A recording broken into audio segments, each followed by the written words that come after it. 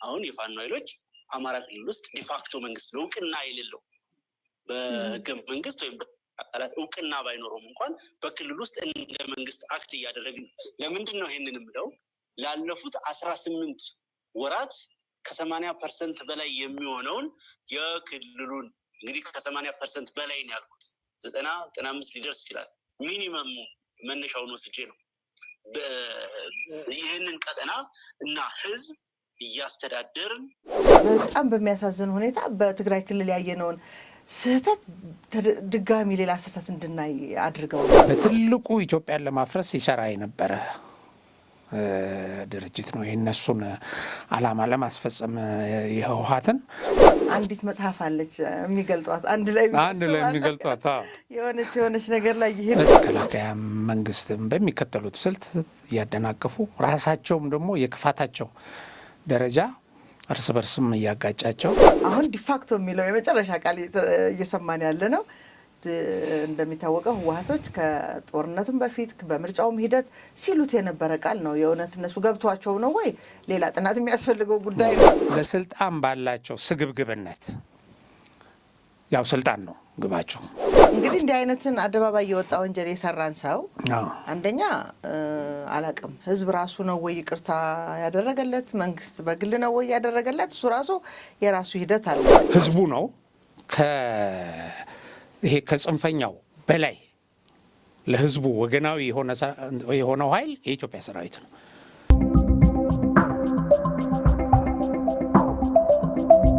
ሰላም ጤና ስጥልኝ። እንዴት ሰንብታችኋል? የሀቅና ሳቅ ሚዲያ ተመልካቾቻችን እንዲሁም ቤተሰቦቻችን እንደተለመደው እንግዲህ በዕለተ ዓርብ ወደ እናንተ የምናደርሰውን የሳምንቱን አበይት ያልናቸውን ጉዳዮች ይዘን ቀርበናል። እስከ ፕሮግራማችን ማብቂያ አብራችሁን እንድትቆዩ ምንጋብዛችሁ።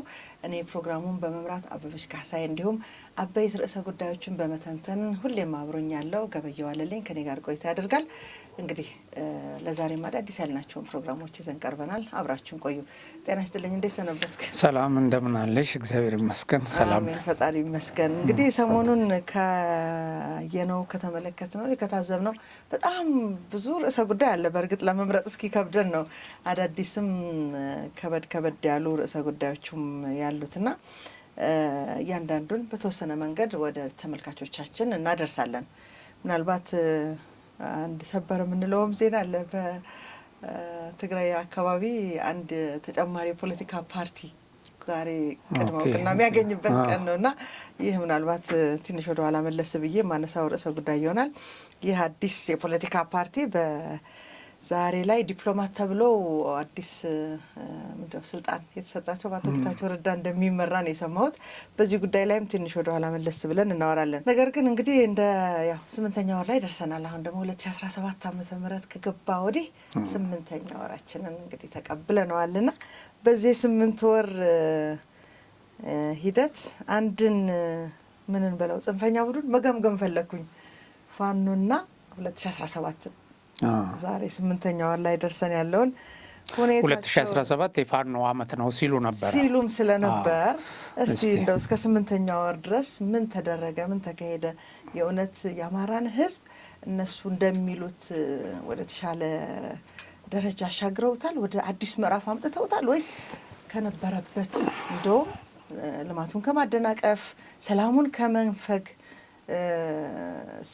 በጣም በሚያሳዝን ሁኔታ በትግራይ ክልል ያየነውን ስህተት ድጋሚ ሌላ ስህተት እንድናይ አድርገውናል ብለን ምን ገምግመው እስቲ የአማራን ህዝብ በምን ሁኔታ ውስጥ እንዳስገቡት የዚህን የ8 ወር ሂደትን ማየት እንችላለን ብዬ አስባለሁ። እና የእውነት 2017 የፋኖ ዓመት ነው? ጥሩ ነው። አንቺ የጀመርሽው ያው በኋላ የምታብራሪ ቢሆንም ብዙ አሰላለፎች እየተቀየሩ ነው። እነዚህ የኢትዮጵያ ጠላት የሆኑ ኃይሎች ባሰቡት መንገድ እየሄደላቸው ስላልሆነ ብዙውን ነገር መከላከያ መንግስትም በሚከተሉት ስልት እያደናቀፉ ራሳቸውም ደግሞ የክፋታቸው ደረጃ እርስ በርስም እያጋጫቸው እየሄደ ነው። እንዳልሽው አሁን አዲስ ፓርቲ እንግዲህ የሚመሰረተው ከራሱ ከቲፒኤልኤፍ ውስጥ በወጡ እና ሌሎችን ጨምሮ ይመስለኛል። በኋላ እናየዋለን። ይሄ ትልቅ እንትን ነው። ሁለተኛ ኢትዮ ፎረም ደንበኛ እንግዲህ ቲፒኤልኤፍ የሐሰት ፕሮፓጋንዳ እየፈበረከ ለቲፒኤልኤፍ ሲሰራ የነበረ ተጠሪነቱም ለደህንነት ቀደም ሲል ደህንነቱን ይመራ የነበረው ኢቭን ከለውጡ በፊት ሁሉ እንደዛ የተደራጁ ሰዎች ነበሩ። የገቢ ምንጩም እነሱ ናቸው። በደንብ ስፖንሰር የሚያደርጉት ነው። በትልቁ ኢትዮጵያን ለማፍረስ ሲሰራ የነበረ ድርጅት ነው። የእነሱን ዓላማ ለማስፈጸም የህወሓትን አሁን እሱ ላይ ውግዘት አውጥተዋል የነ ደብረጽዮን ቡድን። ምክንያቱም እሱም እያለ ያለው ነገር ሌላ ስለሆነ አሁን ውግዘት እንግዲህ ልብ አድርጊ፣ ሁልጊዜ እውነት ይሄንን የሐሰቱን ካምፕ የሐሰተኛውን ካምፕ እያፈራረሰው ነው እየቆየ ስትሄጂ ፋክት እውነት የሚባል ነገር ይመጣል። ለምን የቆሙት ለጥቅም የቆሙት ሀገር ለማፍረስ ለእኩይ ተግባር ስለሆነ ማለት ነው። እንዲሁ ዳዊት የሚባለው ዳዊት ከበደም መቀሌ ውስጥ ከባድ ተቃውሞ ገጥሞታል። እነዚህን ስታይ እና ብዙዎች ተቀይረዋል። አሁን ብዙ ያኔ ኢትዮጵያ ላይ በከፍተኛ ደረጃ ፕሮፓጋንዳ ሲያሰራጩ የነበረው። ወደ ጽንፈኛው እንሄድ። ይህም በኋላ አንቺ ያለሽን መረጃ ታቀርቢያለሽ። እንዳልሽው 2017 የፋኖ ዓመት ነው።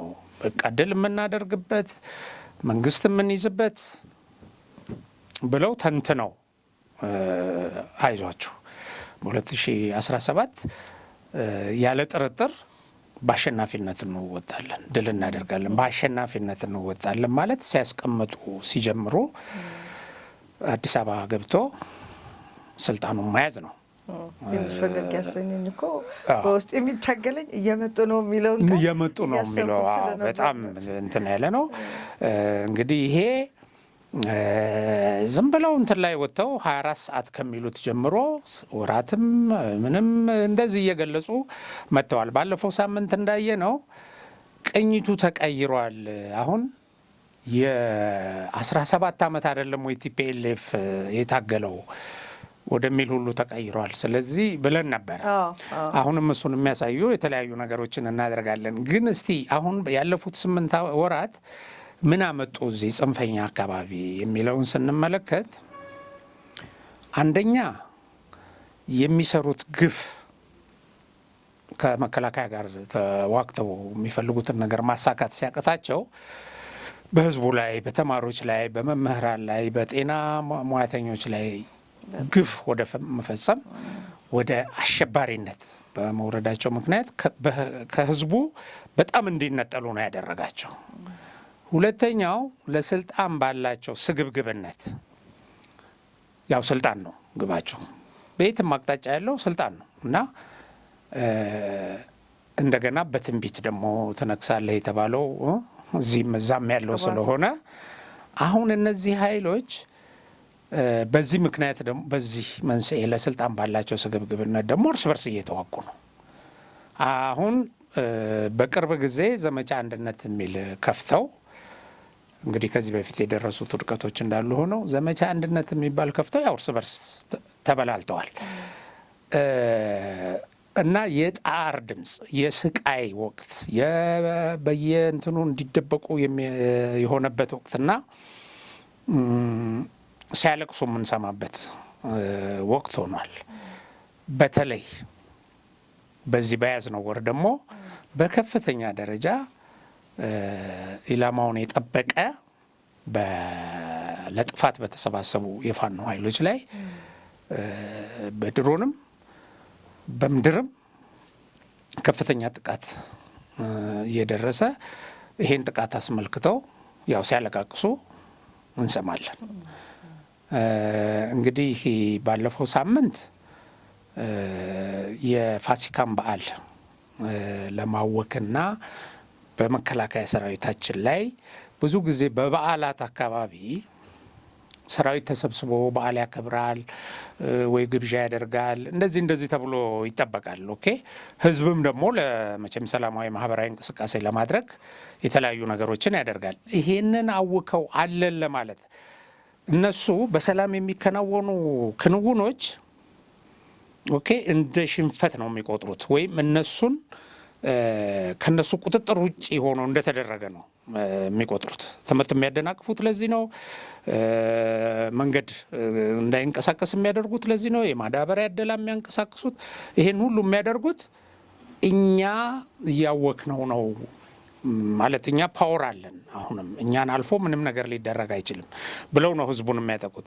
እና እንዲህ አይነት ለማድረግ ከፍተኛ ዝግጅት አድርገው ነበር በዚህ በዓመት በዓሉ ላይ በቃ ያልታሰበ ድል ማስመዝገብ አለብን ብለው ጎጃም አካባቢ የኮማንዶ ኃይል ለኦፕሬሽን እየተዘጋጀ ነበረ።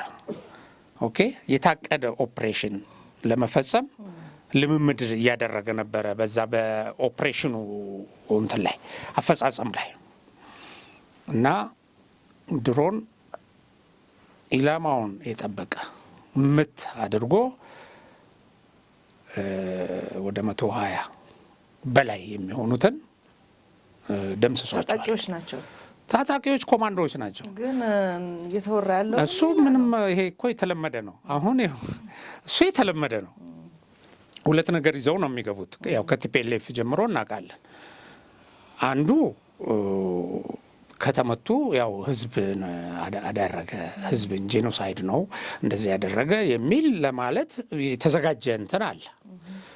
ቀደም ብሎ ግን ወጥቶ ታጣቂዎች ተመቱ ተብሎ በተለያዩ የቅርብ ክትትል በሚያደርጉ አካላት ኢላማውን የመታ እንትን እርምጃ እንደተወሰደ ተገልጾ ይሄንን ህዝብ ተደበደበ ይላሉ ከሚል እንትን ጋር ነበር የቀረበው። ወዲያውኑ እንደተባለው አደረጉ። ይሄ የሚጠበቅ ነው። ይሄ የሚጠበቅ ነው። የተለመዱ ነገሮች ስለሆኑ ማለት ነው። ሸኔም ጋር ብትሄጂ እንደዛ ነው። ቲፒኤልኤፍም ጋር እንደዛ ይባል ነበር። ነገር ግን አሁን ኢትዮጵያ የታጠቀችው ድሮን ይሄ የአርቲፊሻል ኢንቴሊጀንስ ቴክኖሎጂ የተገጠመለት ነው። ኦኬ መርምሮ አጣርቶ ነው የሚመታው። ህዝብን መምታት ለኢትዮጵያ ሰራዊት አያተርፍም፣ አክሳሪ ነው። ኦኬ ከህዝብ ይነጥለዋል። ህዝቡ ነው ይሄ ከጽንፈኛው በላይ ለህዝቡ ወገናዊ የሆነው ኃይል የኢትዮጵያ ሰራዊት ነው። ሁለተኛ ከተልእኮ አንጻር ደግሞ ስታዩ ለኪሳራ የሚያደርስብሽን በህዝብ የሚያስጠላሽን አሁን እኮ ህዝብ ነው ጥቆማ እየሰጠ ሰራዊቱ በሚንቀሳቀስበት ቦታ ሁሉ ለፋሲካ አላየሽም? በርካታ ሰንጋ እኮ ህዝቡ ያቀርብለት ነበር። የራስ ፋኖ ተተኳሽ አጣሁ ቀለብ አጣሁ እያለ በስልክ ሲያለቃቅስ ነው የሚሰማው። እንደገና ህዝብ ላይ መዋጮ የግዴታ መዋጮ እየጣለ አምጡ እያለ እያስገደደ ሲወስድ ነው እንትን የሚለው። ይሄ ግን ነርቶ ወስዶ ሰንጋ ለሰራዊቱ ሲያበላ ነበር። ኦኬ ይሄን ያህል ፍቅር የሚሰጠውን ህዝብ ለምንድን ነው እንትን የሚያደርገው? አንቺ እኮ ስትመጪ የሆነ ነገር ማትረፍ አለብሽ። ወታደራዊ ኦፕሬሽን የሚፈጸመው እንደዛ ነው። ጥይትሽንም ኦኬ የምታንቀሳቅሽውንም መሳሪያ አውሮፕላንም ዝም ብለሽ ሜዳ ላይ እንትን አታደርጊም። እና ይሄ በደንብ ተጠንቶ የተደረገ ነው። እንደገና በማግስቱ ይሄን የደረሰውን ነገር እንዴት ሪቬንጅ እናደርግ፣ እንዴት ያጸፋን እርምጃ እንውሰድ ብለው የተሰባሰቡበትም እንደዚሁ ኢላማውን የጠበቀ ተካሂዷል። በነገርሽ ላይ ዛሬ ራሱ ሰሜን ሸዋ ላይ ሰሜን ሸዋ ከዚህ በፊትም እንደዚሁ ተደርጓል። የአንድ ከ5 ቀን ምናምን በፊት ዛሬ ማን ነው ትናንትናም አሁን ዛሬ ያየሁት ማለት ነው። ትናንትናም እንደዚሁ ወደ 40 ምናምን የሚደርሱ ለተለያየ እንቅስቃሴ አሰላለፍ ይዘው የነበሩትን እንደተባለው ተጣርቶ የጠላት ኢላማ የታጠቀ ኃይል መሆኑን በደንብ ለእንትኑ ድሮኑ በተገጠመለት መሳሪያ ማለት ነው እሱ ተጣርቶ እርምጃ ተወስዷል። አሁን ይሄ ጽንፈኛው ያለበት ሁኔታ በሰማይ ላይ አሞራም ሲመጣ በምድርም የሆነ እንቅስቃሴ ሲደረግ በስጋት ውስጥ ነው የገባው። ስልኮቻቸው የሚያሳዩት ይሄን ነው። ስልኮቻቸው የሚያሳዩት ይሄ ነው። በተለያየ መንገድ የሚሰጡት ሀሳብ በቃ የፍርሃት፣ የጭንቀት፣ የውጥረት ነው። በዚህ ላይ ያው እርስ በርስ ደግሞ ከጀርባው የሚመጣው ኃይል ደግሞ አለ። ኦኬ አሁን በዚህ ላይ ያሉ በፊት የነበረ ይዞታቸውም እየጠበበ ይሄ በነፃ እንደው አትሊስት የሚንቀሳቀሱበት እየጠበበ አሁን ወደ የጉድጓድ ገብተው ራሳቸውን ለማዳን ወደ ተለያየ ቦታ ገዳማት ናቸው አብዛኛዎቹ ወይም ዋሻ የሚሏቸው ቦታዎች እየሄዱ እንደሆነ በስልክ የምንሰማቸው ነገሮች እየሰማን ነው። አሁን እንትን ከወሎ ወደ ጎጃም የሄደ ኃይል ነበረ የምሬ ወዳጆ ኃይል ለነ ዘመነ ድጋፍ እንዲሰጥ ያው በጎጃምና በወሎ ከሚንቀሳቀሱ ኃይሎች ውስጥ ዘመነን ቡድን የሚደግፍ ወይ ከሱ ጋር የቆመ ኃይል አንዱ የምሬ ወዳጆ ነው እና እነሱ ሄደው በስልክ ሲነጋገሩ እንዴት ነው ብሎ እዛ ያልሄደው ሰውዬ ደውሎ እንደ ወንድሞቼ እንዴት ናቸው ምናምን ኧረ ተወኝ ይላል። በቃ አይገጥሙም፣ በጫካ ለጫካ ነው የሚሸሹት፣ ወሬ ብቻ ነው ፉከራ ብቻ ነው ይላቸዋል። እውነትም ፉከራ ብቻ ነው። አሁን ስታያቸው እና አስረስ ማሬ እነ ዘመነ ካሴ የምታያቸው የትም ቦታ ውጊያ መርተው አያውቁም። ይሄ እውነት ነው። ሚዲያ ላይ ብቻ ነው የሚወጡት። ኦኬ። አሁን ግን በጣም የሚያስቀው ነገር በውሸት ስዕል አለን ለማለት ይሄ እርዳታው እንዳይቆም፣ ሁለት ደግሞ የጠላት እንትንን ለመማረክ አሁን እንትና ኢሳያስ አሉ ብሎ እንዲያግዛቸው ከቻለ ማለት ነው። አሁን እሱ ራሱንም የሚያግዝበት ቁመና ላይ አይደለም ያለው። እነዚህ ለግብጾች ለምን ኢትዮጵያ ውስጥ የተከፋፈለ መንግስት እንዲመሰረት ነው የሚፈልጉት። ባለፈው እንደተነጋገር ነው አይደለም። እነሱንም አትራክት ለማድረግ ባለፈው እንዳነሳ ነው አይተሽ እንደሆነ በእነ እስክንድር በኩል ያለው እኛ ወደብ አንፈልግም ምን አንፈልግም፣ ተተኳሽ ባካችሁ ስልጠና ስጡን ይላል ለጠላት እጅ መንሻ ይዞ ሲቀርብ። በዚህ ደግሞ በነ አስረስ ማሬ በነ ዘመነ ካሴ በኩል ያለው ደግሞ ዲፋክቶ ስቴት መስርተናል። በጣም የሚያስቅ ነው።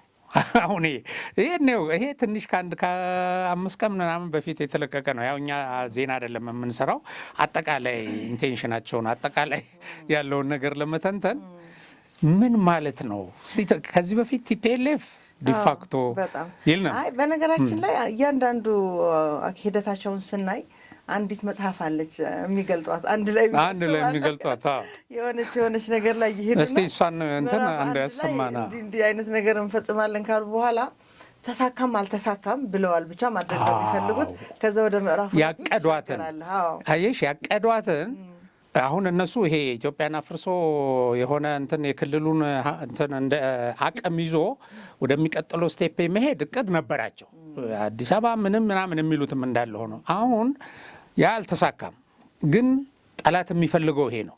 ያ መሳሪያ እንዲሰጣቸው እንዲረዳቸው እጅ መንሻ የሚያቀርቡለት ጠላት እነዚህ ከውጭ ጠላት ጋር ነው የሚሰሩት። ከኢትዮጵያ የመጨረሻ የጠላትነት ደረጃቸው ከፍ ያለ መሆኑን አሳይተዋል በብዙ ነገር።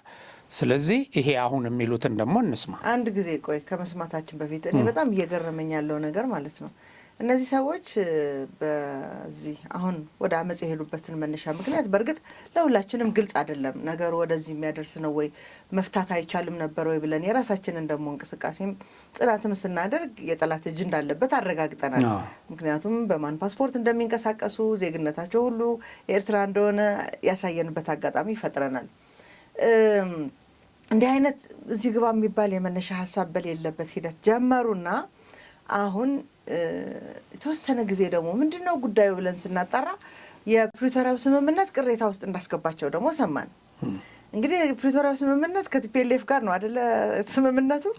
አሁን ተመልሶ ያንን ቲፒኤልኤፍ ለምን ወደ ሰላም ድርድር መጣ ያሉበትን ቅሬታ እያየን ባለ ሰዓት ደግሞ ተመልሰው ቲፒኤልኤፎች እነሱ ራሳቸውን ወደሚጠቅሙበት መንገድ ለመውሰድ የጀመሩትን ጦርነት የሄዱበትን ጉዞ ደግሞ ሲሄዱ እናያለን።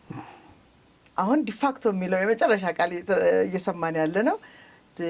እንደሚታወቀው ህወሓቶች ከጦርነቱም በፊት በምርጫውም ሂደት ሲሉት የነበረ ቃል ነው። የእውነት እነሱ ገብቷቸው ነው ወይ ሌላ ጥናት የሚያስፈልገው ጉዳይ ነው። እንኳን አይደለም ሌላ ሰው ተቀብሎ ሊተገብረው ሌላ አማጺ ነኝ ወይ ተቃዋሚ ነኝ የሚል እንደፋን ነው አይነት ተቀብሎ ሊያንጸባርቀው ሲጀምር ፒኤልኤፎች ገብቷቸው ነበር ወይ ብለን የምንጠይቀው ጥያቄ ነውና ተመልሰው ደግሞ የዛ የጥፋት ኃይል ነው የኛም ጠላት ነው ብለው ያሉትን አካል የሚሄድበትን ጉዞ እየተከተሉ መምጣት የእውነት ከጤነኝነት ይመነጫሉ የሚል ጥያቄ ስላለኝ ነው። ወደ አይ በነገርሽ ላይ በየቀኑ የተለያየ መግለጫ ነው የሚሰጡት። በየቀኑ የሚንጠለጠሉበት ምክንያት የተለያየ ነው። አንዱ ለምሳሌ ትጥቅ ፍቱ ተብለን ነው ትጥቅ ፍቱ ተብላችኋል ብለው ኢቭን እዚህ የክልሉ መዋቅር ውስጥ ያሉ መሪዎች ራሳቸው ይሄን አመጽ ይፈልጉት ስለነበረ መንግስት ወደ መደበኛ አደረጃጀት ግቡ ነው ያለው። የሁሉንም ክልል ታጣቂዎች ወደ መደበኛ አደረጃጀት ግቡ ማለት ትጥቅ ፍቱ ማለት አይደለም። ስትፈልጉ ፖሊስ ሁኑ፣ ስትፈልጉ የአድማ ብተና ሁኑ፣ ስትፈልጉ መከላከያ ግቡ። የየክልል ልዩ ኃይል የሚባል አደረጃጀት ግን ለሀገር ጸጥታ አደገኛ ነው። በትጥቁም የተለያየ ሀገርም እንዳየ ነው አደጋ ነው እና ህገ መንግስቱም የሚለው ይሄ በትጥቅ እንትን ማለትን መብት የሚሰጠው ለፌዴራሉ መንግስት ነው። ስለዚህ ክልልን ለመጠበቅ በሚያስችል እንትን ውስጥ አደረጃጀት ውስጥ ግቡ ሲባል ትጥቅ ሊያስፈቱህ ነው ብለው ህዝቡንም እነዚህንም አንድ የቀሰቀሱበት። ይሄንን በፍጹም ከእንትኑ ውጪ ከአውዱ ውጪ ማለት ነው ዴሊቤሬት ይሄን ያደረጓሉ። የመንግስት መመሪያ ቀጥታ እንዳይደርስ ያደረጉ ሰዎች አሉ። አሁን ብዙ ዋጋ የሚከፍለው የአማራ ህዝብ በዚህ ምክንያት ነው። ያኔ እንደ አመራር የተቀመጡ ሰዎች እንደ አመራር የተቀመጡ ሁሉ ተጠያቂዎች ያሉ ሰዎች እናውቃለን። ተጠያቂ ናቸው። አሁን ግማሹ ውጪ ወጥቶ በቃ እንትን እመራለሁ ምናምን ይላል ያኔ እና አሁን ይሄንን ዲስቶርትድ አድርገው የአማራ ህዝብ እንግዲህ ከትጥቅ ጋር ያለው ግንኙነት የታወቀ ነው። ምን ያህል ፕሮቮክ ከዛ ምን አሉ ቲፒኤልኤፍ ሳይፈታ አሉ ቲፒኤልኤፍ ጋር የሰላም ስምምነት ተደርጎ በሰላም ስምምነቱ መሰረት በቅደም ተከተል የሚሄድ ነው። በህግ ተይዟል፣ ፈርሟል። ወደ እንትን ላይ ላለመግባት ኦሮሚያ አሉ ኦሮሚያ ወዲያው ነው ወደ መዚህ መደበኛ አደረጃጀት የገባው። የተለያየ ምክንያት እያቀረቡ የተለያየ ነገር ግን የነሱ ግብ መጀመሪያውኑ ይሄ ነበር፣ ሀገር ማፍረስ። እነሱ ወደ ስልጣን ካልመጡ ማለት ነው። አሁን ወደ እንደዚህ አይነት እኮ ሄዱት 4 ኪሎ እንገባለን አሉ አይደል? አሁን ያ ሳይሳካ ሲቀር አማራን መንግስት ዲፋክቶ ስለዚህ እንስማት እሷ ነው ጠንካራ ብትባለዋ በህዝብ ብዛት በኢኮኖሚም በአጠቃላይ በቀጠናው ባላት ኢንፍሉዌንስም ኢትዮጵያ ነበረች። አሁን ባላት ሁኔታ ውስጥ ግን አብዛኛውን በዚህ ቀጠና ያለውን ተሰሚነት ኬንያ እና ወደ ሌሎች ሀገሮች እየተወሰደ ነው ያለው።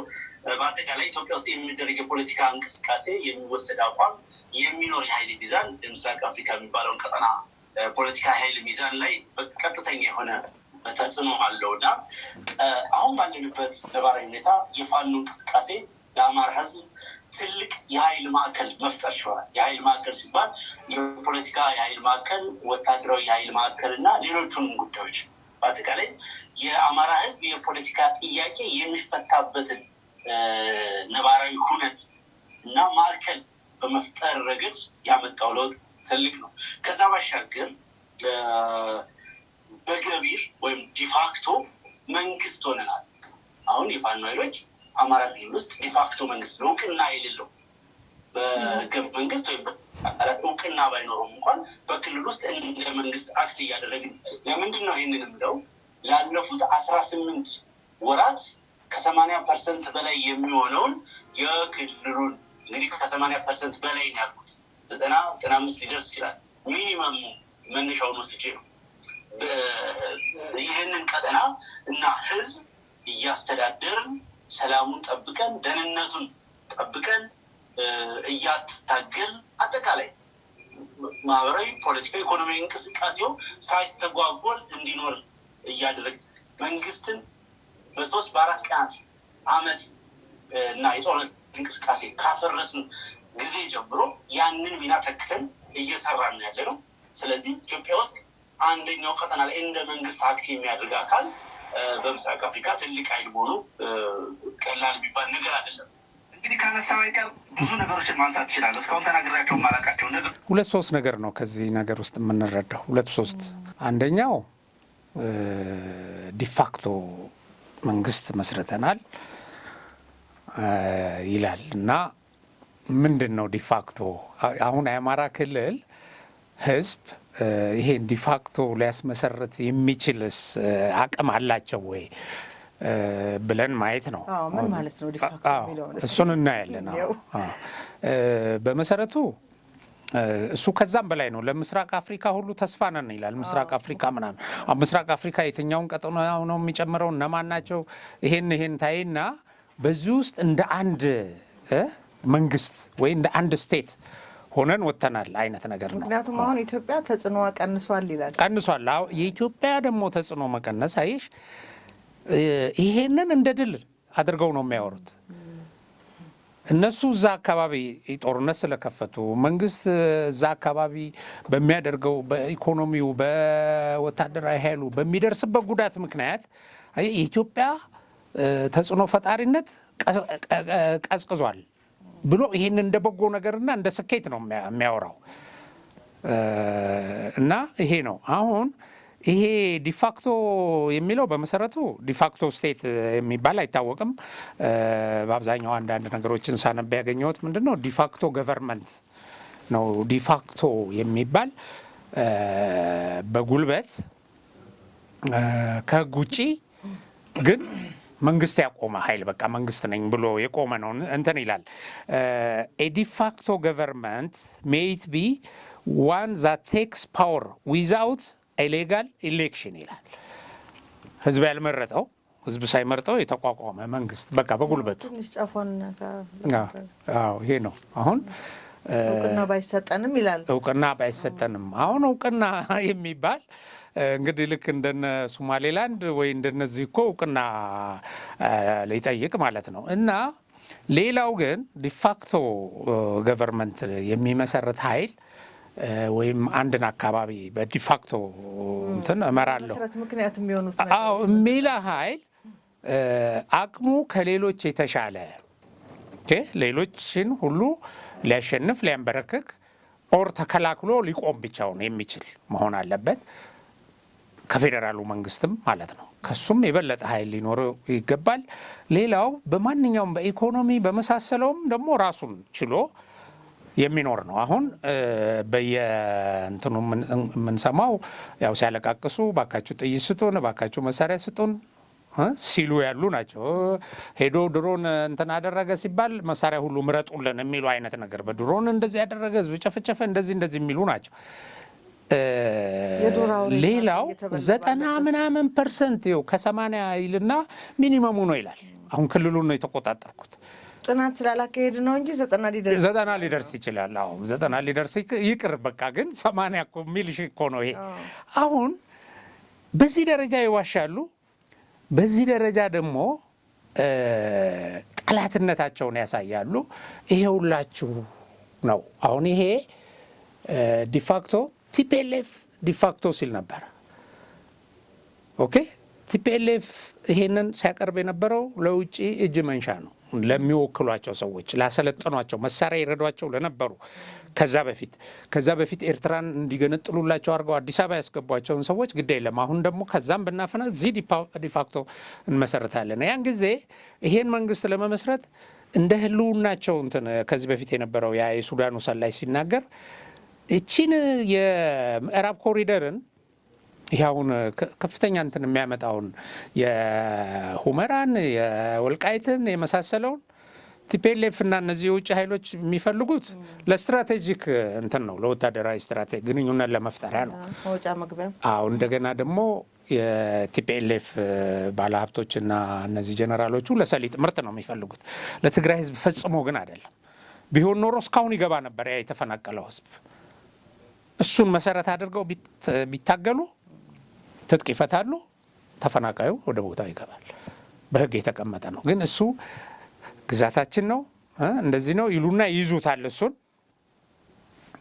በውጊያም እናመጣለን ይላሉ። የሆነ ሰዓት ላይ እንደዚህ እያደረጉ ይሄን ህዝብ መነገጃ ያደረጉ።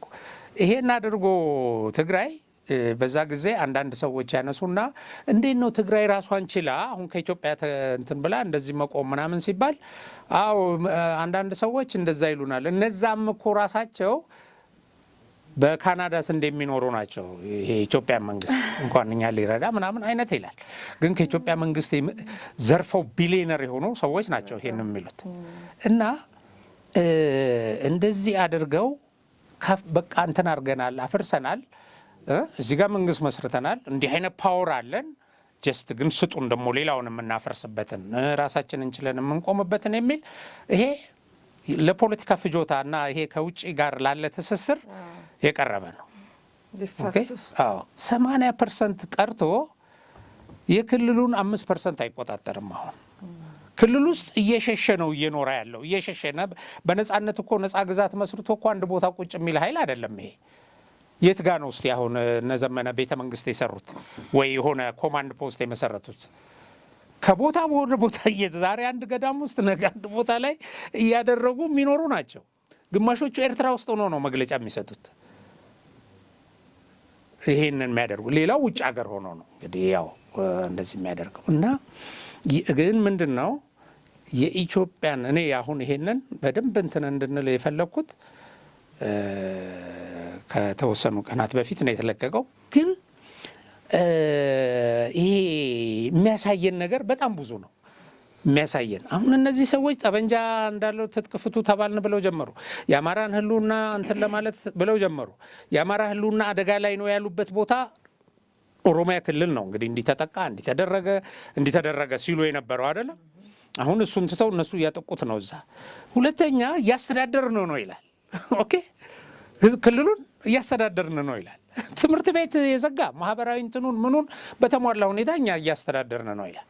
አስተማሪ ግን ይገላል፣ ትምህርት ቤት ይዘጋል። እና አንዳንድ ቃላት መዋሸት የሚለው ስለማይገልጸው ይሄ መተርተር በቃ ዝም ብሎ ገባይ ህዝቡን መናቅ የራሳቸውን መንጋ መቼም ሌላው ይስቅባቸዋል። ይሄ ደግሞ እጅ መንሻ የሚያቀርቡለትም እኮ ዓለም ይገመግማል ከነሱ በተሻለ።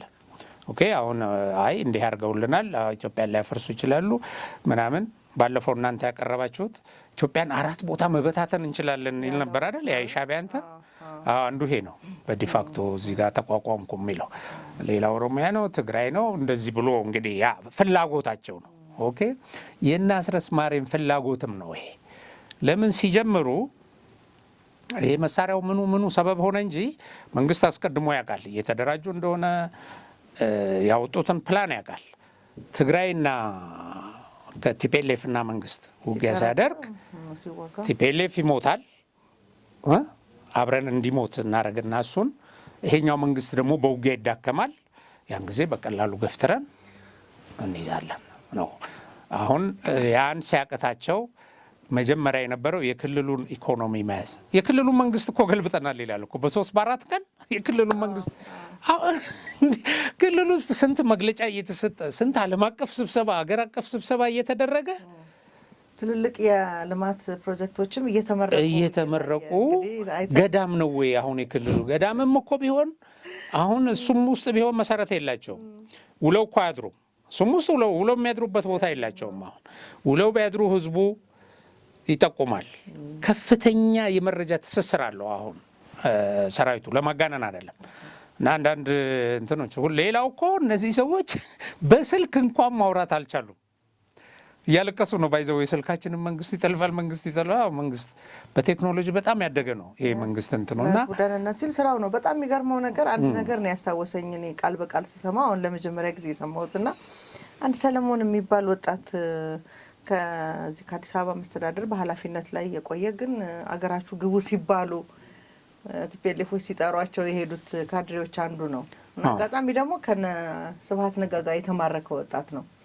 እና ባለፈው ጊዜ በሆነ መድረክ ላይ ሲናገር የሰማሁት ነገር አሜሪካ ቲፒኤልኤፍ በጣም እንደምታሰጋት እኛ እንኳን ለኢትዮጵያ ለእኛ ታሰጉናላችሁ ብሎ አሉን ያለ ወጣት ሰምቻለሁ። እና እንዲህ ይሄ ነገር አንዳንድ ጊዜ ውሸት እኮ ልክ አለው አይደል? ከልኩ ሲያልፍ ግን ምናልባት የተገነዘቡበት መንገድ እውነትና ውሸትን በተቃራኒ ሆኖ ወደሚል ነገር ትገባለን። በጣም እየተነገረ ያለው ነገር ያለውን እውነታ እያንዳንዱ ሰው በሚኖርበት በየቀኑ በህይወት እንቅስቃሴው ይለካዋል አይደለ? የምታወራው እንኳን ከዛ መነሻነት ተነስተህ አይሆንም ወይ? በዚህ ልክ እኛ 90% 80% በቁጥጥራችን ስር ነው የሚሉት እንዴ? በትግርኛ ምን አይነት ተረት አለ? አይጥ ዓለምን የምትለካው ባለችበት ጉድጓድ ልክ ነው ይባላል። ትልቅ ጉድጓድ ሲሆን ይሄ ሰፊ ነው እና ጉድጓዷ ዓለሟ ይባላል። በቃ እሱ ነው ዓለም ማለት የሚለው ነገር እያሰቡ እና ቅዠት ነው ይሄ ኢሉዥን የሚባል የጤና ችግር ይመስለኛል። በነገራችን ላይ እኮ እኛ ዝም ብለን እንደው እያወራንበት ነው እንጂ ሕክምና የሚያስፈልገው ጉዳይ እኮ ነው። የሚያስፈልገው ሕክምና የሚያስፈልገው ነው። አሁን ሲሰጡ መግለጫ አንዱ በጣም የክፋታቸው ክፋት እነሱም ሚዲያዎቻቸውም ማለት ነው እያለቁ የኃይል ሚዛናቸው እያሽቆለቆለ ኦኬ፣ ግን ተዋጊዎቻቸው ወደ ቤታቸው እንዲገቡ ወይ ለሰላም እጃቸውን እንዲሰጡ አይፈልጉም። ተንጠልጥለውባቸው እዚህ ጋር ደርሰናል ይሏቸዋል። አሁን ይሄ መንግስት መስርተናል ይሏቸዋል። እንግዲህ ተመልከች፣ አሁን መሬት ላይ ያለው ምንድን ነው? ብዙ ታጣቂ አሁን ባለፈውም የስልክ ልውውጥ ሲያደርጉ ነበር እዚህ ሸዋ አካባቢ። የት ናችሁ ይለውና አለም ባክ ከዛ 120 ሰው እንትን ይዤ ምኑ ሻለቃው ጦር ሴት ሄደ ምናምን ባክ ወደ ቤታቸው ገቡ። አሁን በቃ እኔ እጅ ላይ ይሄን በስልክ አታውራ ይለዋል። ለምን ሚስጥሩ እንደሚወጣ ሲያቅ አሁን ሲለው እና ምን ላድርግልህ በቃ ይባባላሉ። በስልክ እየገባ ነው አሁን ሰው እንግዲህ ወደ ሰማይ ሲሄድ እንትን እስካሁን ድረስ መንግስት በብዙ ምክንያት እነዚህ ሰዎች ህዝቡ ውስጥ ተደብቀው ጥይት እየተኮሱ ፈንጂ እየቀበሩ የህዝብን ሀብት እያቃጠሉ አሁን ባለፈው ቆቦ ላይ እንደዛ አድርገዋል፣ አቃጥለዋል። እንግዲህ አሁን ይሄንን እያደረጉ የሆነ አክሽን እዛ ቦታ ላይ ቢወሰድ እነሱን ለመምታት የተወሰነ ሰው ቢሞት በቃ ጄኖሳይድ፣ ህዝብ ተደበደበ እንደዚህ ለማለት ማለት ነው። የኢትዮጵያ አየር ኃይል በነገርሽ ላይ ባለፈውም ይህን ነገር ተነጋግረናል። እዛ መቀሌ ትግራይ ውጊያ ሲደረግ ትልቁ የጦር አውሮፕላኖች ሄደው ኢላማው ጋር ወታደራዊ ኢላማ የነበረበትን ለመምታት ሄደው እነሱ ኢንፎርሜሽኑ ደርሷቸው እስኪሄዱ የሆነ ሲቪሊያንስ እዛ ሊገቡ ይችላሉ።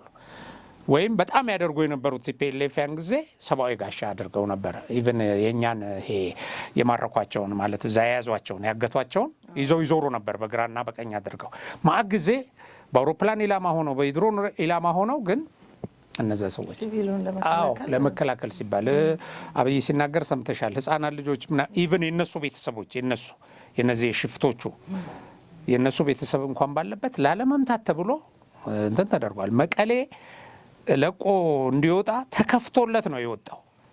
መቀሌ ውስጥ መምታት ይቻል ነበር እነሱም በዛ ጊዜ፣ ግን ህዝብ ያለበት ከተማ ነው። መቀሌ ውስጥ ያለው ህዝብ ደግሞ ህዝባችን ነው ብሎ መከላከያ ስለሚያምን እና ፈንጂውን ቦምቡን ሊጥል ሄደውን ይዞ ይመለሳል አለ ኢላማውን እንትን ከሆነ በዚህ ደረጃ አይቶ የሆነ ሲቪሊያንስ ላይ ጉዳት የሚያመጣ ከሆነ የሚያስደንቅ የነበረው ይሄ ነው። እነሱ በአውሮፕላን እንደዚህ ጨፈጨፈን ብለው ያወጧት እንትን የለችም። አሁን የሆነ ቦታ ሊሉ ሞከሩ ምናምን ተውት ይሄንን እና የሞተው ውጊያ ያስገቡት ወታደር ነው። ይሄ በህዝብ ማዕበል አሁን ጄኖሳይድ ምን የሚሉት የሚወጋውን ኃይል ጋ ነው የተዋጋው የኢትዮጵያ ሰራዊት አንጥሮ ሲቪል ይሄ ባህሪ ያለው ነው። በዚህ የሰለጠነ ነው። ኦኬ እዛ ውስጥ ያሉ ሰዎች እኮ ይኸውልሽ እያንዳንዱ ብሔር ብሔረሰብ ልጅ እኮ ናቸው። ሄደው የሆነ ሰላማዊ ሰው ምታ ብትዩ አይመታም። ለምን ብሎ ይጠይቃል። በዚህ ደረጃ ግን የተገነባበትም ይሄ አይደለም። ትእዛዝ የሚሰጠውም ኃይል ይሄን ትእዛዝ አይሰጠውም እና ቶሎ ብለውችን ህዝብ ጨፈጨፈ ምናምን ለማለት ይፈልጋሉ። በነጻነት እየተንቀሳቀሱ አይደለም። ጥቂትም ቢሆኑ ስጋታቸውን በየቦታው እየገለጹ ነው። እስክንድር ባለፈው የሰጠው እንትን ላይ ምን ይላል? መሰብሰብ ስለማንችል ይላል። በስልክ እንግዲህ ተጠልፎ ወደ ኤርትራ ሂድ የሚለውንም ሰው እያነጋገረው በስልክ ነው። ስለ ድርድር የሚያወሩት ስልክ ነው። አሁን እነዚህን ነገሮች መሰብሰብ አንድ ቦታ ላይ ስለሌለን አለ። ለምን ያም የሆነ ቦታ ተሸጉጦ ያም የሆነ ቦታ ተሸጉጦ ያሉ ናቸው። እንዲህ እንኳን ተሰብስበው ሊመሩ የሚችሉ አይደሉም። እና በጣም ተቃራኒ የሆነ ውሸት ይዋሻሉ። ከዚህ ከቀድሞ መግለጫ የምንረዳው አንድ የሚመኙት በቅዠታቸው የሚመኙት ነው። ይሄ ቢሆን የሚመርጡት ነገር ነው። ቅዠት ጸረ ኢትዮጵያ ናቸው። ይሄን ሲያደርጉ ይሄ ዲፋክቶ ስቴት የሚል ኃይል ለመሆኑ በብዙ ሚሊዮን የሚቆጠር ከአማራ ክልል ውጪ ያለ ሰው በብዙ ሚሊዮን የሚቆጠር የትግራይ ተወላጅ ከትግራይ ውጪ ያለ ሰው ለነዚህ ኃላፊነት እንደማይሰማቸው እንዴት እንደማያስቡ ተመልከች። ኃላፊነት አይሰማቸውም። እነዚህ እዛው አማራ ክልል ያለን ህዝብስ የሚገሉ ፌዴራል የሚበጀትን በጀት የሚጠቀም ማህበረሰብ ይዘህ 80% እኛ ተቆጣጥረው ነዋል ስትል ምን እያልክ ማዳበሪያ ከዚህ እየሄደለት እነሱም እየዘረፉት እሱንም ስንት ተረጃ ምንድን ነው አሁን እየገባኝ ያለው? ምናልባት እነዚህ ጥቂት ሰዎች ባለፈው በጣም ስሜታዊ ሆኜ ተናግሬያለሁ። እንዴ ምንድን ነው ስለ 4-5 ሰዎች የምናወራው? እኛ በዚህ ልክ ጉዳዩን እያገዘፍ ነው ያለ ነው እኛ እንሆን ብዬ ሁሉ ስሜታዊ ሆንኩበት ነገር ነበርና ምን ለማለት ፈልጌ ነው፣ እነዚህ ሰዎች እንዲህ ብለው ሲናገሩ እንግዲህ ወጣቱ ወደ ቤቱ ሄዷል እየተበተነ ነው የሚለው ስጋታቸው ነው። እነዚህ ሰዎች ከነዚህ ወጣቶች ደግሞ ጥበቃ እንትን ካልተደረጉ ጥበቃ ካልተደረገላቸው በራሳቸው የታጣቂ ወጣቶች አደጋ ላይ እንደሚወድቁ ያውቃሉና የየራሳቸውን የእያንዳንዱ ቀን እድሜ ለማራዘም ወጣቱን የሚይዙበት አጋጣሚ እየፈጠሩ ያሉ ይመስለኛል እንጂ ከዛ በዘለለ ቅድም ብለናል የ2017 ብቻ የ8 ወሩን ብንገመግም የውድቀት የጥፋት የእልቂት ነው የአሸባሪነት መንፈስ ከመፍጠሮች የሚያመጡት ለውጥ እንደሌለ ግልጽ ነው። ግን የያዙትን ወጣት ለራሳቸው ምሽግ እየተጠቀሙበት ነው። ምክንያቱም ወይ ለመደራደርም በቂ ኃይል እንደሌላቸው አውቀዋል። ከመንግስት ጋር እንኳን እንደራደር ቢሉ ለድርድር የሚያበቃ ማንነትም ምንም የላቸውም ተብለው ተንቀዋል። ምናልባት ግን እንደሱም ሆኖ ያው ድርድር እየጠየቀ ነው መንግስት። ግን ሲያስቡት ግን ለዛ የሚያበቃ ነገር እንደሌላቸው እነሱ የበላይነት የሆነ እንትን የአሸናፊነት ቁመና ላይ ሆነን ወይ ኢኳል እንትን ፈጥረን ነው መደራደር ይላል። እዚህም ስለሱም የተናገረው አለ። አሁን ያንንም መፍጠር አልቻሉም። ግልጽ የሆነ ነገር ለህዝቡ እንዲነገረው ማሳወቅም የሚያስፈልግ በእርግጥ እኛ በምንችለው ነገር ሁሉ እየሰራ ነው። ከዚህም በላይ መሰራት አለበት ብዬ አስባለሁ። ብዙ ጊዜ የሚሞቅሰው የመንግስት ሚዲያዎችንም ጭምር ስለሆነ ህዝቡ በቀጥታ በተለይ የመንግስት ሚዲያዎችን የማየት እድል አለውና እነዚህን እውነታዎች ለህዝቡ ማድረስ ያስፈልጋል። ምን አይነት ቅዠት፣ ምን አይነት በግል የራሳቸው ህይወት ጉዳይ ላይ የብዙ ወጣቶችን ህይወት እየቀጠፉ እንደሆነ መነገር መቻል አለበት። እኔ እንደውም እዚህ ላይ ከኛ በላይ እንግዲህ የትልልቅ የመንግስት ሚዲያዎች ህዝቡ የሚያያቸው ደግሞ በይበልጥ በቴሌቪዥን ማየት የሚችልበትን እድል ቢፈጠርለት እስካሁን የቆየንበትንም ጉዳይ ያሳጠራል ብዬ አስባለሁ። እንግዲህ እነሱ ሌላው ችግራቸው ቅድም ይሄ ተደራዳሪ ሆነው መውጣትም ወይ ለድርድር ያላቸው ስሜትም ይሄንንም አንስተን ስንነጋገር ጦርነቱ እንዲህም ሆኖ እንዲህም እየተሽለኮለኩ ወጣቱን ከፊት እያስቀደሙ ሌላውን ከፊት እያስቀደሙ ቅድም ያልኩሽ እስክንድር ውጊያ መርቶ አያውቅም። እነ ዘመነ ካሴ ውጊያ መርተው አያውቁም። ግን በሌሎች መስዋዕትነት ስልጣን መያዝ ይፈልጋሉ። ምንም ሌላ ግብ የላቸውም። አሁን እንትና ለምሳሌ አንዳንድ ሰዎች እስክንድር ለአማራ ሕዝብ እንጂ ስልጣን አይፈልግም እንደዚህ ይላል።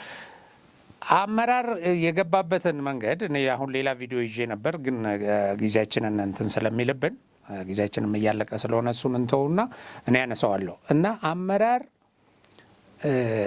ሲመረጥ እንዴት አድርጎ እስክንድር እንዲመረጥ እንዳደረገ አስረስ ማሬ ይተነትናል። ድርጅታዊ ስራ ሰርቶ የሆነ ነገር አድርጎ ምን ብሎ ተመረጠ። ከዛ በኋላ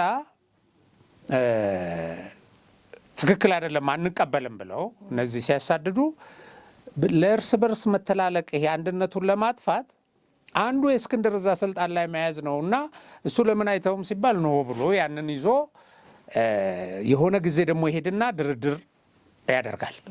ገልጸውታል፣ ያውቃሉ ይሄን እነሱን። ይሄን ያደርግና እየተደራደረ ነው ብለው ደግሞ ሊያጠፉት እነዚህ ደግሞ ለምን መደራደሩን ስለሚጠሉት እኛንን መደራደር ያለብን ነው። አሁን ንጉሶቹ እኛንን እንዴት እስክንድር ጋር ሄዱ የሚል ነው ስሜታቸው። የነ አስረስ የነ ጭራሽ ንጉሱ እዚህ ቁጭ ብሎ ዋናው ዘመነ ካሴ አዎ እንዴት ሆኖ ነው በሚል ነው አሁን ዘመቻው። እና እሱ ደግሞ እቺን ሲያወጡበት ኖ እኔ የተደራደርኩት እርዳታ እንዴት ይቅረብ ለአማራ ህዝብ ለምናምን ብዬ ነው እንጂ አልተደራምን የሆነ ነንሴንስ በጣም እንትን የሚል ማለት ነው። ሁለቱም ኃይል ስልጣን ነው የሚፈልገው።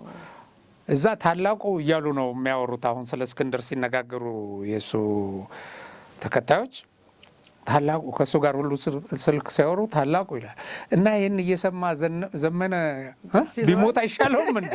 አዎ ያ የተቀባው ሰውዬ ይሄን ማጥፋት አለብኝ ይላል። አሁን ያልተቀባው ታላቁ መሳይ ኢንተርቪው ሲያደርገው እንትናን አስረስን ለምን እንትን ለማለት አትሞክሩም? እንደዚህ እሱ አታሎን እሱ መጀመሪያ ላይ እኔ ምንድነው ሚና ስንለው እኔ ዝም ብሎ ምክር የፖለቲካ እንትን እንደዚህ ለማድረግ ነው እንጂ ለማደራጀት ነው እንጂ እኔ ምንም ነገር አልፈልግም እያለ አታለለናል። በኋላ ስልጣን ያዘ ወሰደብን አይነት ነገር ነው።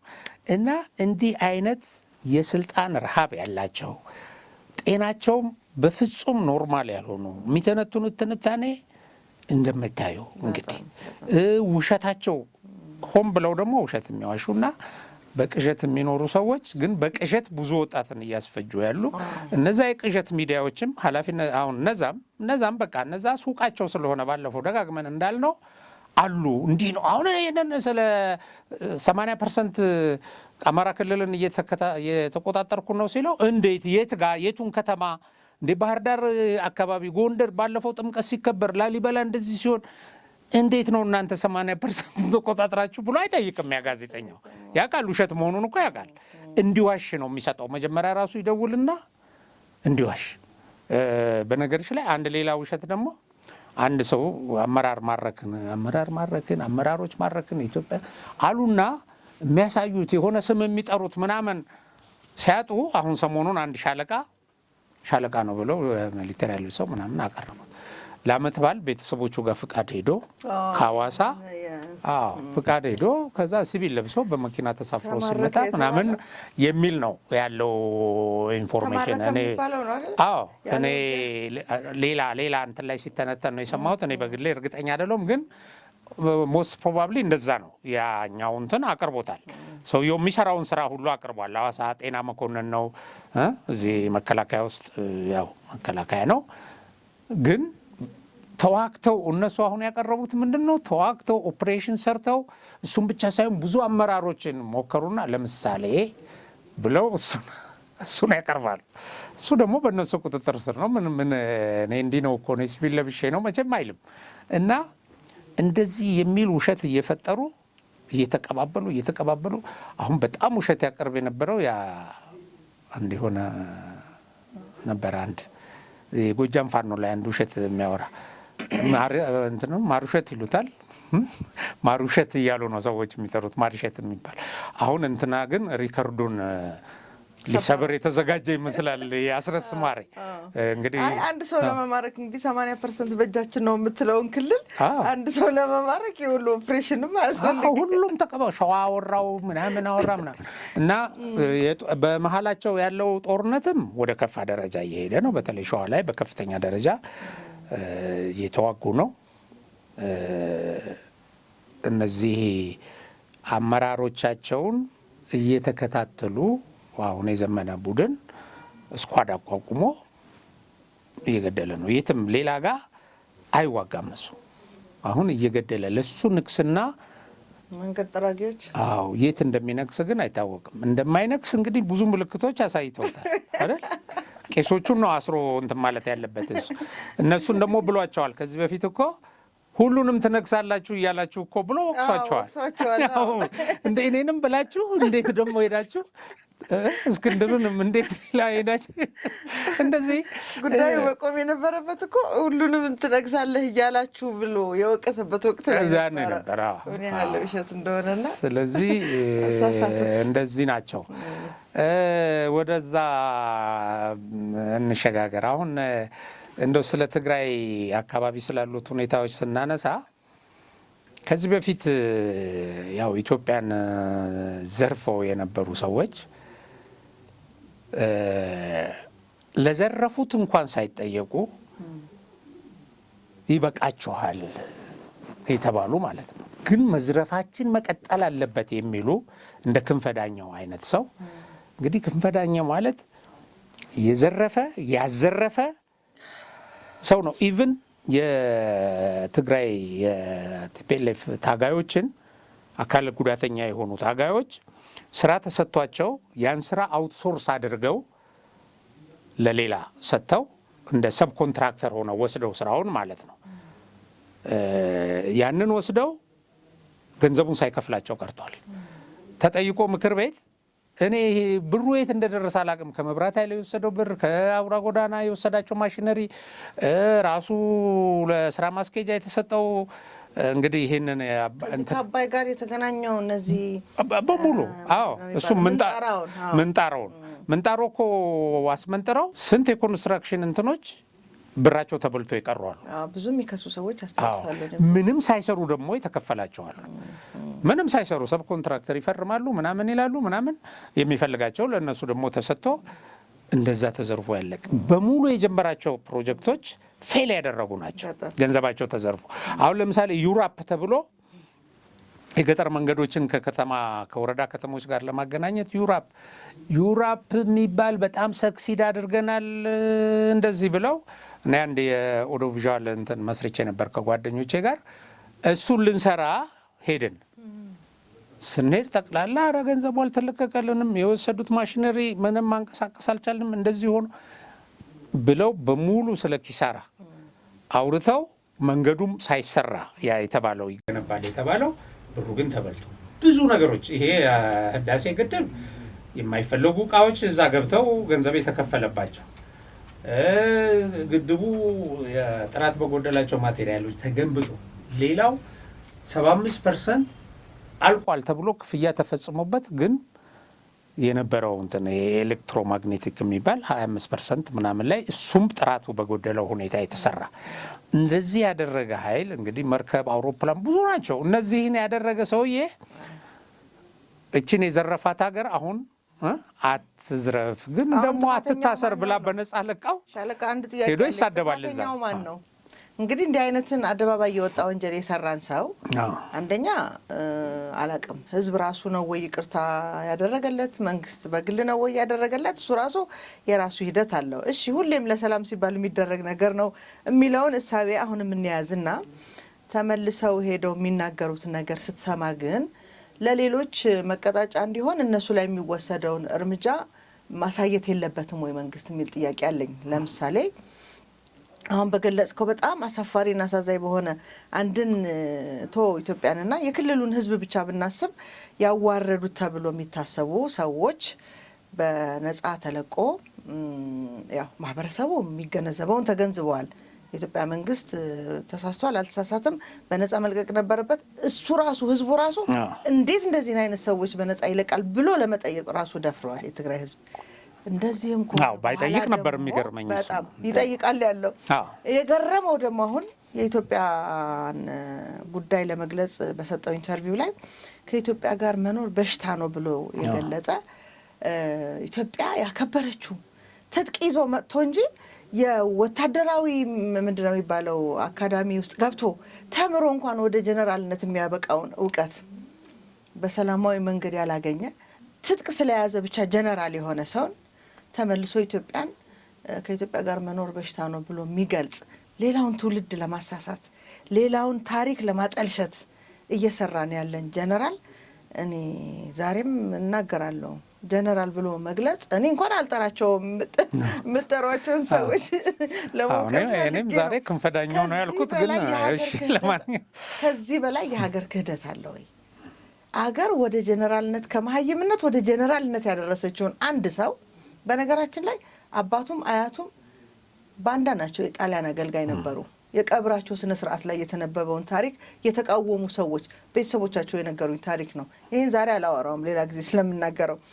እንደነዚህ አይነት ትላንትም የሀገር ከሃዲ ልጆች ዛሬም ኢትዮጵያ ጋር መኖር በሽታ ነው ብሎ ሌላ ትውልድ ለመመረዝ የሚደረግን ሂደት ዝም ብሎ ማየት ያስፈልጋል ወይ?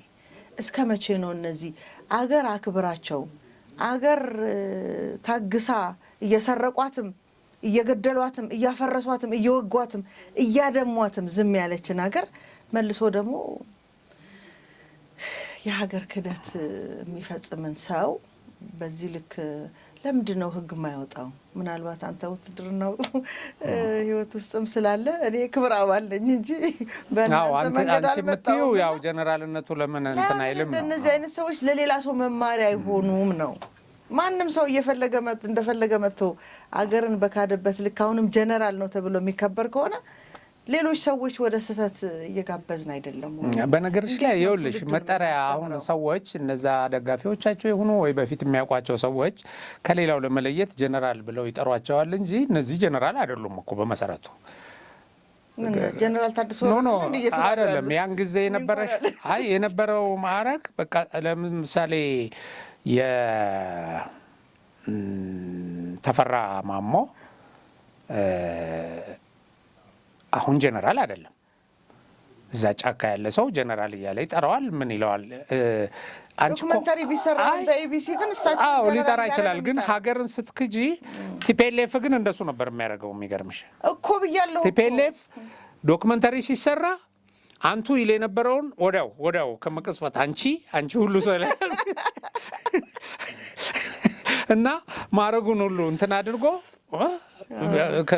አይጠራም። እኔ እንትኖችን ሁሉ እኮ ፕሮፌሰሮችን ሁሉ በስማቸው ይጠራቸው ነበር እኮ እንትን አይደለም ብሎ ማረገ ምን እንደዛ። እኔ እሱ ላይ አይደለም እንትኔ ይሄ ሰውዬ በኮራፕሽን ነው የተያዘው እንጂ በፖለቲካ አይደለም። ኬዙ ሲታሰር ክንፈዳኛው ሲታሰር በጣም በተጨማለቀ የኮራፕሽን የዘረፋ ወንጀል ነው።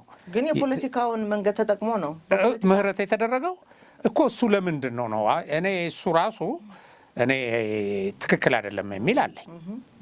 በመሰረቱ ምንድን ነው ወንጀልና ፍትሐ ብሔር የምትለይበትን ነገር አጣርተህ አሁን ኮራፕሽን የሙስና ወንጀልን በምህረት እንትን ማለት በህዝብ ሀብትም እንትን መቀለድ ይመስለኛል። እርግጥ እነዛን ንብረቶቹን ተወርሰው ይሆናል አይታወቅም። ኢህአዴግ በሙስና ለማሰር በአንድ ቀን የሙስናን ህግ ያወጣ ስርዓት ነው። አቶ ስዬን ለማሰር የተባለለት ነው አይደለ? ለመልቀቅም ያወጣል አዋጅ አውጥቶ ነው። እና እኔ ግን እንደው ለቅድም ያነሳሽውን ነገር እነዚህ በሙሉ ዝቅ ሲል እኮ አሁን እሱ በዛ ደረጃ ሀገር የዘረፈ ሰው ሆኖ ነው እንጂ በሙሉ አሁን ኢትዮጵያን እየወጉ ያሉት እኮ ሰዎች በአንድ ወቅት ታስረው የተፈቱ ናቸው። ዘመነ ካሴ ታስሮ ወጥቶ በጠመንጃ ታጅቦ ከእስር ቤት ከወጣ በኋላ ነበር ሲፎክር የነበረው። እስክንድር ኦልሬዲ ጫካ ከገባ ምን ካለ በኋላ የሆነ ቦታ ላይ ተይዞ ሁሉ ታስሮ ነበር አይደል የተፈታው። ልንማር ይገባል ከዚህ የሚላለኝ ይሄ ነገር ልንማርበት ይገባል። እንደዚህ እያደረግን ወንጀለኞችን እየፈታን በሙሉ እነዛ የኢትዮጵያ ጠላት ሆነው ምህረት ተደርጎልኛል ብለው ሪግሬት አንድ ሰው እኮ ስትፈጪ ሪግሬት ማድረጉን አረጋግጠሽ በሌላ ወንጀል ላይ አልሳተፍም ብሎ ቃል ገብቶ የእስር ጊዜውን ራሱ የምትቀንስለት በይቅርታ የእስር ጊዜውን ምንድነው የሚባለው እዛ ላይ በሚያሳየው ባህሪ ነው አይደለ? በእስር ቤት ውስጥ በሚኖረው ያለበት ይሄ ባህሪውን አሻሽሏል፣ ስህተቱ ገብቶታል፣ ታርሟል። ለሌሎች እንደው ምሳሌ እና ቃልም ይገባል ይፈርማልም። በመሰረቱ ነው እንግዲህ ይመስለኛል ወደ ቀጥዬ ወደ እንደዚህ አይነት ነገር አልገባም ብለሽ ማለት ነው። እንደሱም ሆነሽ በእርግጥ ከቁጥጥር ውጭ ሆኖ ሰው ሊሄድ ይችላል። ወንጀለኞች በወንጀል የተጨማለቁ ሰዎች ህሊና የላቸው። ይኸው ተመልሶ ምን እያሉ አሁን ስብሃትን መውሰድ ይቻላል። የስንት ሰው ደም እጁ ላይ ያለ ሰው ሀገር ያስገነጠለ ኖ ብለን እኛንን ኤርትራን ኢሳያስ ወደ ኢትዮጵያ ፌዴሬሽን ምናምን መስረት ሲለን አይቻልም ያልነው እኛንን የሚል ሰው ነው የፈታ ነው ያን ሁሉ አድርጎ ሀገር የሸጠ የካደ ይሄም እንትናንም ብናይ ክንፈዳኛው ከሱ የበለጠ ደግሞ እንግዲህ የሙስና እናት የለም ምናልባት በዓለምም ሊሆን ይችላል ተወዳዳሪ የሌለው የሱ ዘረፋ እና አዚፍ የፖለቲካ ኬዝ እንደሆነ አድርገሽ ያን ትልልቅ ነገሮች አቅሎ ማድረግ ሌላም እኮ ነገር አለ አሁን ሰው ተፈታ ሲባል እኔ አሁን ክንፈ የተፈታ ጊዜ እንዲህ ብሎ የሆነ በቃ ንጹህ ሆኖ እንደወጣ አይነት ምህረት ነው እንጂ እኮ ወንጀሉ እንዳለ ነው የሱ ደጋፊዎችም አቀባበል ሲያደርጉለት ምናምን እንደዚህ ሙስናን በቃ መለስ ካለው እኮ ይሄ ሙስና ከተያዝክ ነው ብሎ እንትን እንዳለው ለትውልድ ምንድነው የሚያስተላልፈው አሁን የሚዘርፍ ሰው ነገ ታሰራለሁ ከታሰርኩም በምህረት ወጣለሁ የሚል ነው የሚመስለኝና እኔ መንግስት እንደዚህ አይነት ነገሮችን በጣም ቢያያቸው ጥሩ ነው ምህረትም ከሆነ ይቅርታ ጠይቀው ህዝብ ነው እኔ ማድረግ ያለበት ውሳኔም ሲሰጥ ቢያንስ ህዝብን የሚወክሉ ሰዎች ተነጋግረውበት ቢሆን ጥሩ ነው አዎ ቢያንስ እንደዚህ አይነት ነገር ምናልባት ደግሞ ተመልሶ እንደዚህ አይነት የአገር ክህደትን የሚያመላክቱ ድርጊቶችም ቃላትም ሲፈጽም ተመልሶ እንደሚታሰርም ራሱ ቃል ምህረቱን እንደምታነሳበት ህግም ካላወጣለት በጣም ነው ይሄ በዚህ ዋጋ እየከፈልን ነው በርግጥ የኢትዮጵያ መሳደብ ያው እነሱ አዲስ አይደለም ለቲፒኤልኤፍ ሰዎች እነሱ ላይ ስለማያበቃ ምንም ሰንደቅ ዓላማ ሲያቃጥሉ ኢትዮጵያን ሲያወግዙ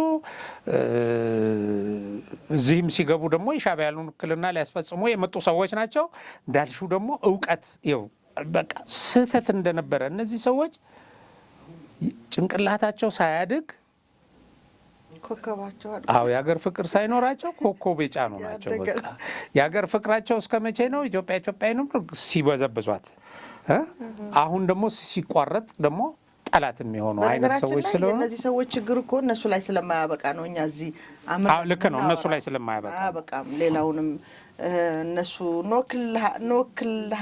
እንወክልሃለን የሚሉትንም ህዝብ ወደ ሌላ ጣጣ ስለሚያስገቡት ነው ወደ ሌላ ጣጣ ከሃዲዎች ሌላ ስህተት መፈጠር ስለሌለበት ነው አጽንኦት የሰጠነው ሌላው እንግዲህ እንዲህ አይነት አስጸያፊ ሰዎች እንዳሉበት ሁሉ አዲሱ ደስ የሚለው ደግሞ ለትግራይ ወጣቶች ለትግራይም ህዝብ ይበልጥ ደግሞ በአጠቃላይ ለህዝቡ ለውጥ በጣም አጣጥሞታል ብዙ ተስፋ የሚያደርግበት እንቅስቃሴ አለ ባለፈው ብለናል ከዚህ በኋላ የትግራይ ፖለቲካ ህዝቡ እጅ ላይ ነው ያለው እንጂ ህወሓት እጅ ላይ እንደሌለ በተለያየ መንገድ ማረጋገጥ ችለናልና ተጨማሪ እንግዲህ ለህዝቡ አዲስ የምስራች ብዬ ማስበው የዚህ በዲፕሎማት ተብሏል አይደል ጌታቸው ረዳ የሚመራ አዲስ የፖለቲካ ፓርቲ ዛሬ ይመስለኛል የቅድመ እውቅና ሰርቲፊኬት ይሰጣቸዋል በዚህ ሰርቲፊኬት ሂደት እና በዚህ ቅድመ እውቅና ታሪክ ውስጥ ደግሞ በፓርቲውም በአጠቃላይ አዲሱ ፓርቲ ላይ ይሳተፋሉ ተብለው የሚታሰቡት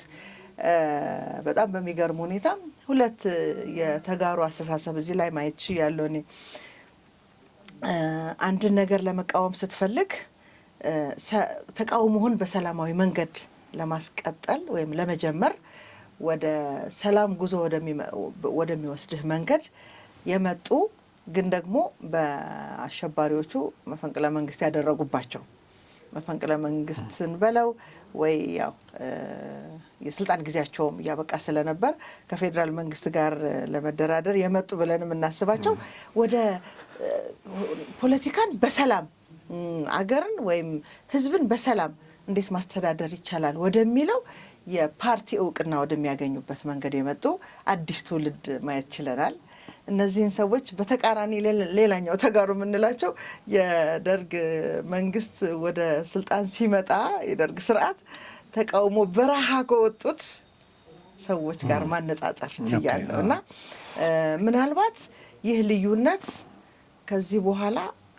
ትልቅ ለውጥ በክልሉ ያመጣል ብዬ አስባለሁ የትኛው እንደሚጠቅመው የትኛው እንደሚያሻግረው የተረዳ ትውልድ የሚፈጠርበት አዲስ ደስ የሚል አጋጣሚ ተፈጠረ ይመስለኛል በጣም የሚገርመው ነገር አይደለም ከህወሓት ተገንጥሎ ቀድሞ ጸረ ህወሓት የነበረን ትግራዋይ የፖለቲካ ፓርቲ ለመመስረት ወይም ፍቃድ ለማግኘት እንዴት ነውርና ወንጀል እንደሆነ በክልሉ ሁላችንም የምናውቀው እውነት ነው። እኛ ሆነን ስንገልጸው ነው ደግሞ በትክክል ስሜቱ ማንም ሰው የሚረዳው። መቃወም፣ ሀሳብን በነጻነት መግለጽ፣ እሱን ጥያቄ መጠየቅ ወንጀል በሆነበት ክልል፣ ህወሓት የሚባል ፓርቲ በነበረበት ክልል ዛሬ ከራሱ ከህወሓት ተገንጥለው ህወሓት ህዝቡን አያሻግርም እንደውም ለጥፋቱ መነሻና ምክንያት ህወሓት ነው ብለው ከነበሩበት ፓርቲ ዝቅጣት የዘቀጠ አስተሳሰብ ራሳቸውን ምንድነው የሚባለው ገንጥለው አውጥተው ወደ አዲስ የፖለቲካ ፓርቲ ምስረታ መምጣት መቻል ሌሎች እንደነሱ አይነት ሰዎች ለመፈጠር ምክንያት መነሻ የመጀመሪያዎቹ መነሻ ናቸው ብዬ አስባለሁ። ብዙ የፖለቲካ ፓርቲዎች አሉ ትግራይ ውስጥ። ለየት የሚያደርገው ግን ከራሱ ከህወሓት መምጣታቸው ነው። ምናልባትም ከዚህ በኋላ የህወሓትን እድሜ ለማሳጠር ትልቅ ሚና የሚኖረው አብሮት የነበረው ይሄኛው አዲስ የፖለቲካ ፓርቲ ይመስለኛልና እኔ በፊት በነበራቸው የጥፋተኝነት ተግባር ብዙዎቹን አላደንቅም ነበር። ግን ደግሞ ህዝቡን የሚክሱበት ደግሞ እንዲህ ተመሳሳይ ምንፈልገውን አይነት እኛ ምንፈልገውን የሚመስል ነገር ለሚያደርጉት ግን በዚህ አጋጣሚ አድናቆቴን መግለጽ ነው። እንግዲህ ተስፋ ማድረግ ጥሩ ነው። ያው የምናየው ወደፊት ነው እንግዲህ በተግባራቸው ነው። ግን እኔ ተስፋ ማድረገው ከሌ መሰረተ ፓርቲ ከሌ በሚለው ሳይሆን ራሱ የትግራይ ህዝብ እየሄደበት ያለው አቅጣጫ ወጣቱ ፍላጎቱ ዲሞክራሲ ነው፣ ፍላጎቱ ልማት ነው። ይሄን እያሳየ ነው። በተለይ ኖ ማለት ችሏል እና ሰንሰለቱን በጥሶ ወጥቷል። እርግጥ አንዳንድ አደጋዎች ያንጃበቡ ነው። ሰራዊት የማደራጀታቸው የመሳሰለው ህዝቡን ለማፈን እንደዚህ የሚሞክሩበት ሁኔታ አለ። አሁን የተቋቋመው መንግስት ለዚህ ህዝብ የተመቻቸው ሁኔታ ያመጣል የሚል እምነት የለኝም። ብዙ ችግሮች እየታዩ ነው። የቲፒኤልኤፍን ሰዎች ነው መዋቅር ውስጥ ያስገባው በብዛት ታደሰ ወረደ። እነዚህ ነገሮች እንዳሉ ሆነው ግን እነ ታደሰንም ቢሆን ወደ ትክክለኛው መንገድ የሚያስገባቸው ህዝቡ ነው። ትላንት የደቡብ ምብራቅ የሚባለው እንደርታ አካባቢ ወደ ራያ አካባቢ ያለና አስተዳደር የወከለ አንድ የአካባቢው አስተዳዳሪ ተችቶታል። ትላንትና የአቶ ታደሰ ወረደን አካሄድ ማለት እንግዲህ ሰምቻለሁ። ከቲፒኤልኤፍ ራሱ ቲፒኤልኤፍ በኢትዮጵያ ላይ ካደረሰው ነገር ለኤርትራ ካደረገው ነገር አንጻር ተነስቶ ይሄንን አድርጓል። ስለዚህ ይሄንን እንትን መለወጥ አለብን ብሎ ለውጥ ያመጣል ብለን ያልነው እንግዲህ ድጋሚ የተመረጠው የጊዜያዊ አስተዳደሩ ፕሬዝዳንት ወደ አላስፈላጊ አዘቅት እያስገባን ነው ብለው ቃል በቃል ፓርቲዎችም ተቃውመዋል። 3 ፓርቲዎች እንዲሁ ተሰብስበው ግን የትግራይ ህዝብ ለውጥ ያመጣል ብዬ እኔ ተስፋ አደርጋለሁ። አሁን ከዚህ በኋላ የሚቋቋም ፓርቲ ራሱ አሁን ያልሽው አዲሱን ፓርቲ ቢሆን የህዝቡን ፍላጎት መሰረት አድርጎ እንዲሰራ ህዝቡ ጫና ማድረግ የሚችልበት ቁመና ላይ ነው ያለው። ይሄ ተስፋ ማድረግ ይቻላል። ምናልባት በጣም በቀደመ ሁኔታ ይሄ አምባገነኖችን በመቃወምና የልማትና የሰላምን መንገድ ደግፎ በመውጣት ነፃ ምርጫ የሚደረግበት ነፃ አስተሳሰብ የሚዳብርበት ቀድሞ ትግራይ ይሆናል የሚሉ ምልክቶች ናቸው በብዙ ነገር የሚታዩ። ለምን ከብዙ ጭቆና ውስጥ ከነበረው ቀንበር ሰብሮ እየወጣ ነው። እኔ በጣም ነው ተስፋ የማደርገው። ይሄን ህዝብ ማገዝ ያስፈልጋል በብዙ ነገር ፌዴራል መንግስቱ ያው እያገዘ ነው። ማገዝና ክልሉን ከታጣቂዎች እነዚህ እንትንን በኃይል ለመጫን ከሚሞክሩ ኃይሎች ነፃ ማድረግ ያስፈልጋል።